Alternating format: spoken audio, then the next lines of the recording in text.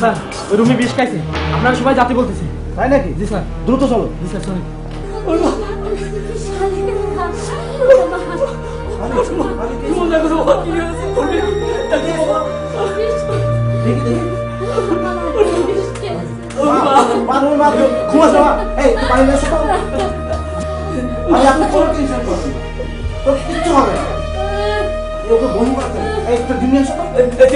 তাহলে হবে না?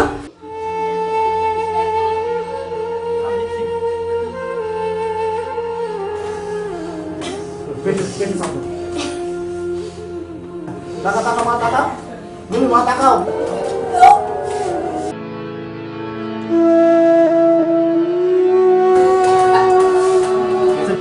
মা রুমি টাকা মা। ভাই ও এখন মোটামুটি বিপদ মুক্ত, ওকে এখনই হাসপাতালে নিতে হবে। এই যাও যাও গাড়ি ডাকো তো। হ্যাঁ যাও যাও তাড়াতাড়ি যাও।